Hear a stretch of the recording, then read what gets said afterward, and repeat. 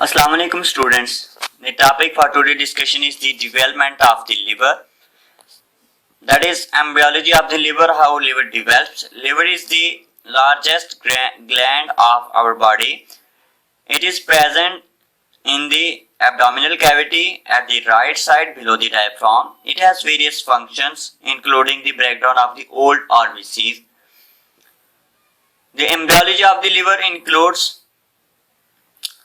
during the embryonic folding, that is during the 4th week of the development, when the embryo grows rapidly and it changes shape from the flat trilaminar disc into a cylindrical shape.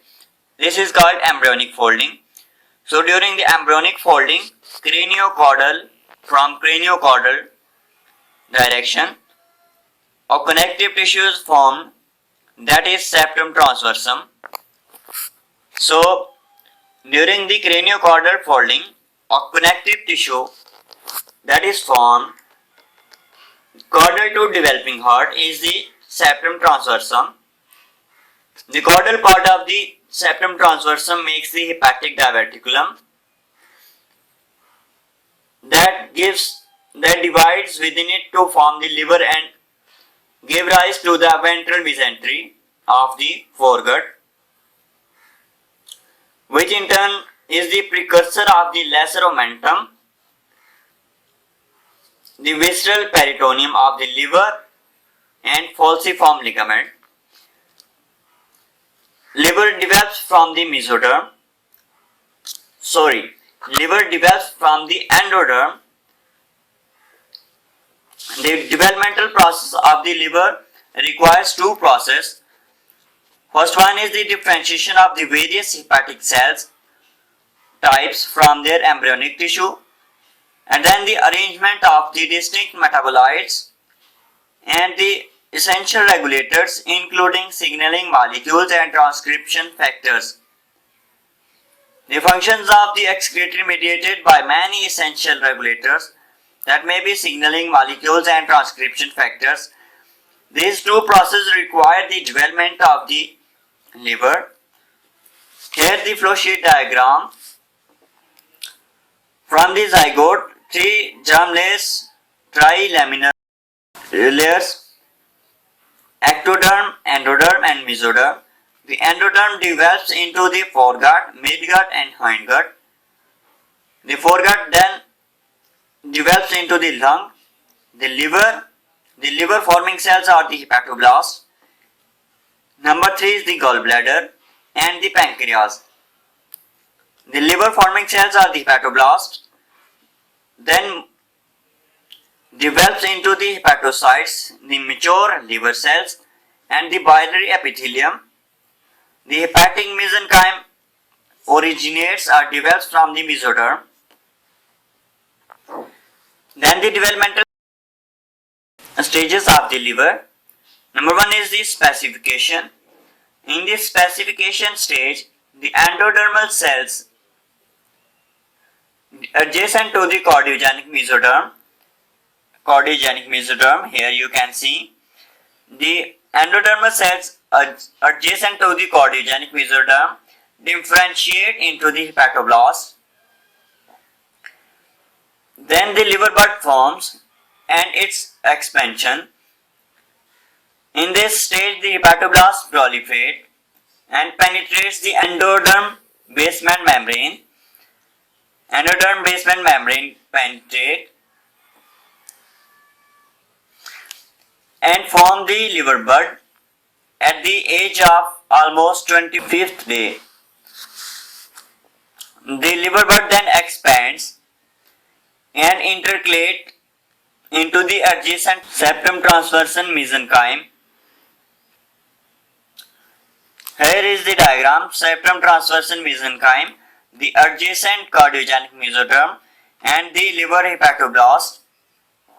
This represent the lung, and this one is the pancreas and intestine. Then the epithelium differentiation stage. During the epithelial differentiation stage, the hepatoblasts mature into the hepatocytes, or they differentiate into the cholangiocytes. Then the development of the biliary passage. The hepatic diverticulum enlarges rapidly and divides into the two parts, that is pars hepatica and pars cystica. Pars hepatica is the cranial bud, while the pars cystica is the caudal bud. As it grows between the layers of the ventral mesentery, the stem of the diverticulum, hepatic diverticulum, forms the cystic duct. Here is the diagram, septum transversum.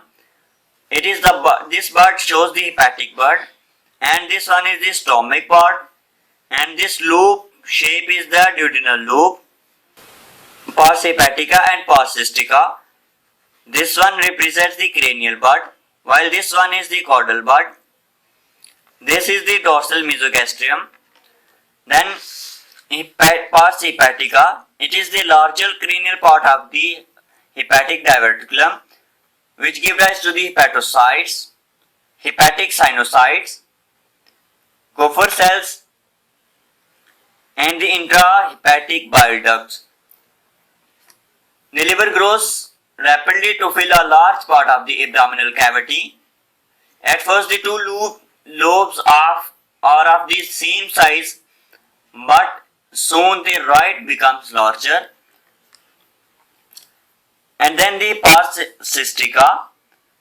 It is the caudal bud of the hepatic diverticulum that becomes the gallbladder on further development. Here is the diagram. This one represents the pars hepatica and this one the pars cystica. Pars cystica then develops into the gallbladder, while the stalk that connects the hepatic and cystic duct to the duodenum becomes the common bile duct. This represents the dorsal mesogastrium, and this loop is the duodenal loop. Then the formation of the capsule and the ligaments of the liver. The mesoderm between the liver and anterior abdominal wall forms the falciform ligament. As the septum transversum is penetrated by the growing pars hepatica,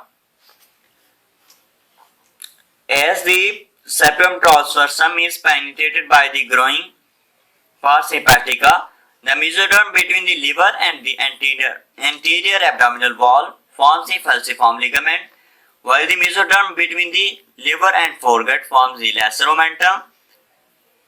This mesoderm on the surface of the liver differentiate into the capsule and the peritoneal covering. These are the formation of the capsule and ligaments of the liver. Then the fate of the ventral mesentery, derived from the septum transversum. The ventral mesentery with the growth of the liver divides into the lesser omentum and falciform ligament, and then the liver formed. This is the development of the liver.